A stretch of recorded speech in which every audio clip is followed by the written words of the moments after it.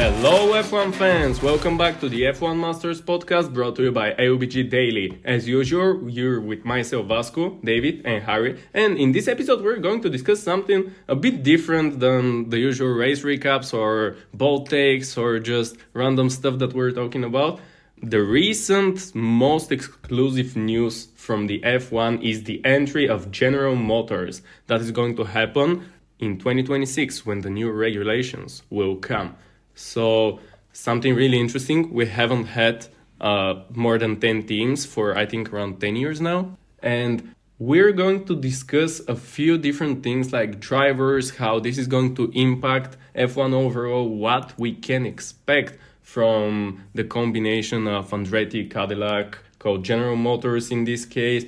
And we're going to discuss engine, livery, and everything that would be interesting to the global audience, because that is really recent news and we still don't know what is going to happen. They have a bit more than a year to get everything together, and we'll see in the beginning of 2026, are there going to be like a new really flashy and or powerful team, or they're going to end up like, let's say, Toyota, a big project that really didn't capitalize well for both sides, and they're going to leave the sport pretty soon. So let's start with the impact that they're going to have on F1. Yeah, well, there's, I think, many ways they can impact F1. First of all, it's, as you mentioned, the first new team in 10 years, and this is not like Audi, for example, that they are just rebranding a different team. Fully new car, which is, I think, very exciting and going to be interesting to see how that works in modern F1, if that'll be really challenging for them.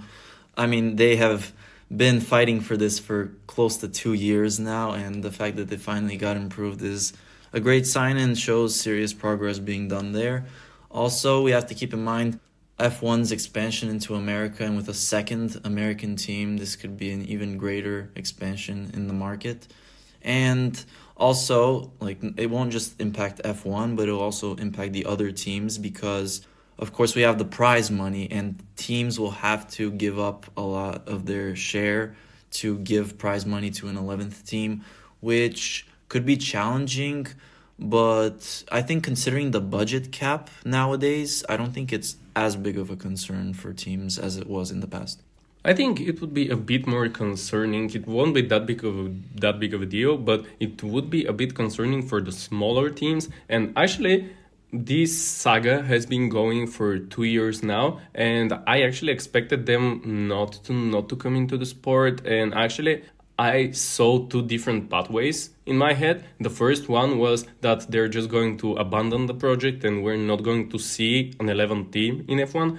And the other one was actually, I expected them to buy Haas, but we didn't see any of these. So with two American teams now, it is going to be really interesting. This is just another different factor that is going to impact that 2026 season. And I think we've been talking about the new regulations and what is going to happen after 2026 for a solid period of time now. And that makes it even more exciting because a lot of changes in the regulations, Audi entering the sport, new teams with new engines, and the addition of 11th team. At that point, I just cannot wait for the 2026 season and for the upcoming 4 or 5 seasons after that to see what Formula One is going to look like. Because I think that may be one of the biggest shakeups that we're going to see since probably 2014. I'm very interested in what General Motors / Cadillac are because they're going to enter as the Cadillac brand, as far as I'm aware at the moment. Because this is a much bigger company than Haas. Haas is it's not like a very small company, like a startup or something, but it's like a racing team, but it doesn't really have much reach, I would say. They're only really known for their NASCAR entries, but Cadillac, for example, they have been really pushing motorsport over the last few years. They also entered the World Endurance Championship, and they raced the 24 Hours of Le Mans, I think now 2 or 3 years in a row, and now entering F1 is going to be another challenge for them, but they're clearly committed to motorsport, which I'm very excited about, and I'm also excited about the fact that they announced that Mario Andretti is going to serve on the board of directors, who is obviously a legend in American racing, really, as a whole. I think maybe the most iconic American racing driver. So that's good signs, and I'm really excited to see how this project develops. Also, to develop the topic with the comparisons to Haas. Haas, I think they have the smallest budget of all F1 teams. They have the smallest crew that is working on all the on their cars, on what is generally happening in the team. I don't think that is going to be the case for General Motors / Cadillac, because I think they're going to be like all in on this, and they're going to invest heavily. They're going to have like really interesting people surrounding the project. We're going to see like what the engine is going to be, who the drivers are going to be, but I think it would be pretty interesting what is going to happen there. And when you mentioned Mario Andretti, I think it's not going to be the same, but I think he may have like a super positive role the same way, let's say, Niki Lauda had on Mercedes. He can be that guy, which can be really helpful for the future development of the team. I don't think that anybody expects from them, oh yeah, from day one we're going to be the best. But I think steadily with 1, 2, 3, 5 seasons, they're going to develop, and if they do the right steps, they can be a very successful project.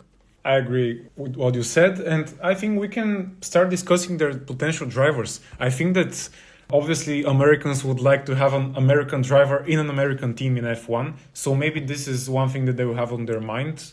Also, like probably a youngster, like somebody who they can give an opportunity to come to F1, because there are a lot of drivers on the market right now, and I think that 2 more places in F1 is really valuable to them. What do you guys think? Yeah, to add on the 2 more spots, that's great for F1, because there's so many talented drivers that just cannot find the seat because there's not enough spaces. 2 extra seats will actually go a long way, I believe. And yeah, they have, I think, options. Of course, they're going to take their time with this. Some people that you could consider is, for example, Valtteri Bottas. It's an experienced veteran who will have no seat pretty much guaranteed for 2025 at this point. And I think bring him back 2026 as a good veteran to help develop that team is going to be really good. Another guy who's actually never been in F1, but I think would be really interesting to see, is Alex Palou. He's actually the reigning 3-time IndyCar champion, and I think he's one of the best drivers in the world. He's actually very good as well in endurance racing, so he is also a guy that I think will help bring the American market, even though he's not American himself, but a very talented driver. And I think they'll definitely explore the IndyCar market, to say, since they're very familiar with the drivers there. Yeah, I also remembered about Pato O'Ward. He's like in the McLaren program. So yeah, they can also consider him. He has some experience in practice sessions in F1. And maybe, Vasco, do you have any suggestions? I think that they're going to...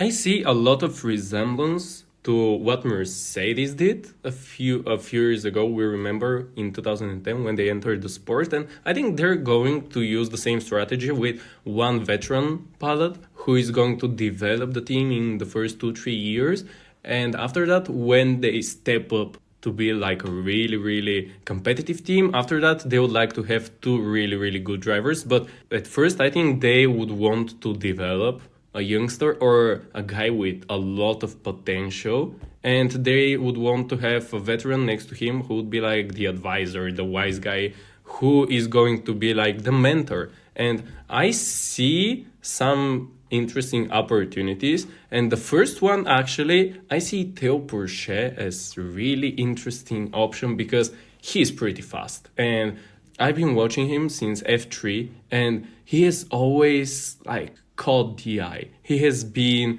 really dominant. When he's fast, he's like super fast. And I think if General Motors, if they give him the opportunity, I think he's going to be worth it for them. And for the guy who is going to sit next to him, I am not really sure, but I see a few interesting options. The first one, as David mentioned, is Valtteri Bottas. The second one actually is, in my opinion, Sergio Perez, because even though he hasn't been quite there with Red Bull yet, he has been in the sport for so many years. And before Red Bull, and actually in his first 2 seasons, let's say, with Red Bull, he has been great. He has shown that his nickname King of the Midfield, it wasn't just something that people were telling, would tell if he wasn't good. So I think Sergio Perez is a really interesting possibility, and if he doesn't have the pressure of Red Bull and have much more like a veteran mentor role of some younger pilot, I think that would work for him. Yeah, I actually agree. I was going to mention as well Theo Porcher. He also has actually, because he hasn't gotten an F1 seat, he drove a few IndyCar races as well, actually, and he got some experience there, and he was good in those races, which was impressive. And I think, Theo Porcher, we've talked about it before on the podcast, but he is one of the guys that absolutely deserves a seat in F1. And honorable mentions, in my opinion, some South American guys, Franco Colapinto, for sure. And also, I really like Felipe Dragovic too. And if he doesn't get seat anywhere, it looks less likely with every season passing. He would be reserve driver for Aston Martin once again the next season. But I think if he's provided the opportunity, he can take it and prove that he's really, really capable pilot. And I think we can also discuss a team principle potentially, because there are a few names on the market right now. One of the first ones that I can think of is Günther Steiner, who has already been the team principal of an American team. It would be funny. Another one is maybe Andres Seidel, because he was committed to the Audi project, but then they just decided to appoint Mattia Binotto, and that was an interesting decision. Another guy I think could potentially be the team principal is actually Michael Andretti, because he initiated this entire movement for Cadillac to get into the sport. So, and with Mario Andretti being on the board of directors now, I think that will also influence the decision. Although I'm not sure how good of a team principal he will be. He's never been a team principal, and he was not a particularly successful F1 driver. But he did initiate this whole movement, so a passionate guy for this position, I think, is exactly what they'll need. Another name that we can mention, I think, is Otmar Schaffnauer. Although he had some problems with the whole saga with Alpine, Aston Martin, and his time in F1, at least the most recent things that were happening, they weren't the best for his resume. I think that he's a really capable guy, and he has shown that a lot of times. So I think he can be a potential interesting guy. Also, do you think that if they have, let's say, the crew, if they have this really good potential to their project, do you think that they can steal in a way some of the current team principles if they think that they're really good? Let's say if the Williams project is not looking that good and Cadillac can, let's say, grab the opportunity for James Vowles or something like that. Yeah, I could definitely see that. Maybe, for example, also I could see Mike Crack for Aston Martin. I don't know if he'll be there in the long term, because Aston Martin, their project so far not going as planned. So I feel like next season's actually a big proving point for him. If he does not have a successful season, I think he might be dropped from the team and might switch to Cadillac. It'll be interesting to see. And also in terms of their engine provider, I mean, there's some options. We have Mercedes, Ferrari, Honda, and Ford. Will those be the 4 engine providers? Am I missing any? No, that's it. Yeah, because okay. Alpine are the Renault engine is gone. Renault engines are gone. Yeah. So which do you think is the most likely engine they'll use? I think that the 2 most likely ones are probably Ferrari and Honda, because for Ford, I think it's obvious. They're like competitors to Cadillac in the American market. It doesn't make any sense. For Mercedes, we saw that Alpine have signed a contract with them, so they already have a lot of customer teams. So that's why it leaves Ferrari and Honda. Well, I think that's the most suitable option too. Yeah, Mercedes, they have a lot of clan teams, and I'm not sure that Andretti, like General Motors / Cadillac, are going to be willing to gamble with Ford or Mercedes. So if I have to be bold and decide from now, I think they're going to choose Ferrari. I think Ferrari is the safest choice. Ferrari have always had a consistent engine, even if they've not been the best of the best. They are generally like top two engine supplier. The only thing I would consider is actually that they will share an engine supplier with Haas, which is, I think, kind of funny that Ferrari will be supplying the two American teams. But also, do you guys think that could potentially impact their driver choice? Maybe, let's say they choose Ferrari, and Ferrari might want a Ferrari young driver in there. What do you guys think? Like Ollie Behrman, for example, just got signed to Haas. That was I was thinking if they promise something more than Haas, they can get some of their prodigies. Let's say, and Ollie Behrman, he showed a few times throughout this season when he was given the opportunity that he's a really, really capable youngster. And I think if General Motors promise him something really, really promising that would be developed in the coming seasons, I think Ollie Behrman is really, really valuable option. Same goes for Honda. If they sign a contract with Honda, maybe they're going to want to promote one of the Japanese drivers, like it happened with Yuki Tsunoda and AlphaTauri. They could get Yuki Tsunoda in general. I just realized because Yuki Tsunoda will be on his 5th year with RB in 2025, and I would be astounded if he continues beyond that year. So that's also an option. But in my opinion, that would be like a super mid choice.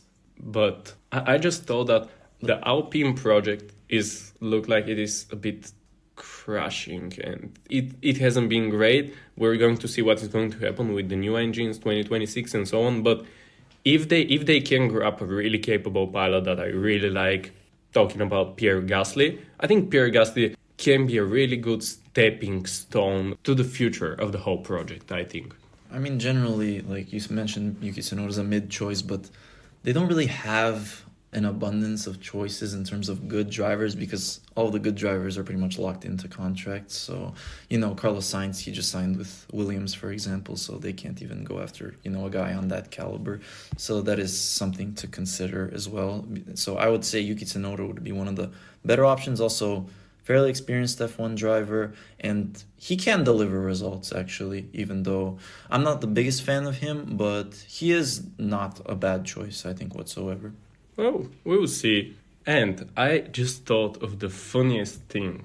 Like, if the team principal, if they want the team principal to be like somebody fresh, somebody completely different, why don't we talk about, let's say, former F1 drivers stepping into a role like that? We actually have pretty interesting faces, and the first guy that I actually thought about was, of course, my favorite, Sebastian Vettel.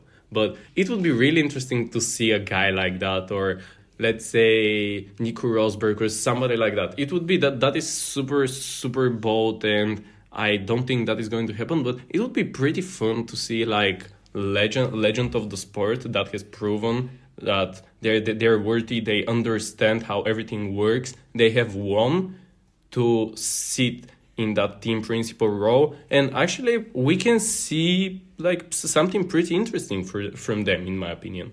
That is possible, but I mean, who was the last team principal that became a team principal after being an F1 driver?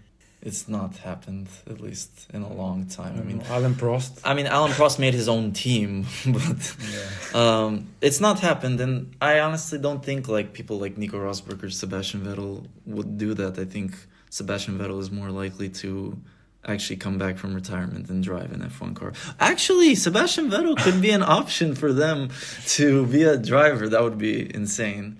There's endless options, but I think the topic is interesting as a whole. This will, I think, really grow the sport. 11th team, it does not hurt having 2 more cars on the grid, and it'll feel more full, even more atmosphere, and even more storylines. So I think it'll be really interesting. In terms of a livery, we already saw Cadillac actually posted like a concept livery, which is actually similar to their Le Mans car. It's like white and blue. So I think it'll actually be a nice looking car, and it'll be refreshing to see a new car on the grid, in my opinion. Also, what do you guys think?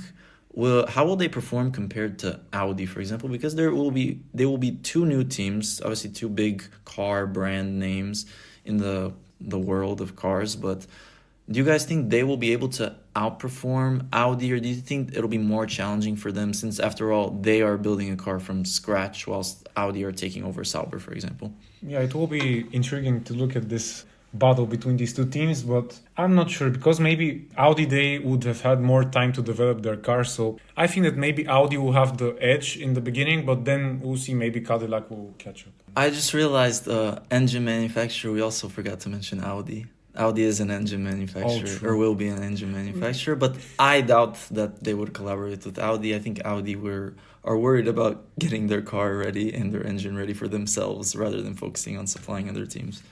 Me too, and I think with two new teams incoming to the sport, I think they would be more like competitors rather than best friends forever. So I think that they would decide to pick a different engine than Audi, and in the beginning, I think it would be much easier for Audi to develop their car to be fast, or let's say relatively fast, from the first 1-2 seasons. But after, let's say, 3-4 seasons after the two teams have entered the sport, I think if they do, once again, I say, if they do the right steps, I think we can see pretty interesting competition from both sides. And I think this is all for today from us. Thank you for listening to this special edition episode. We're looking forward to the next one. Till then, like, subscribe and follow us on AUBG Daily on Instagram and Facebook, and stay tuned for more of our content. Thank you, and remember, if you no longer go for a gap that exists, you're no longer a racing driver.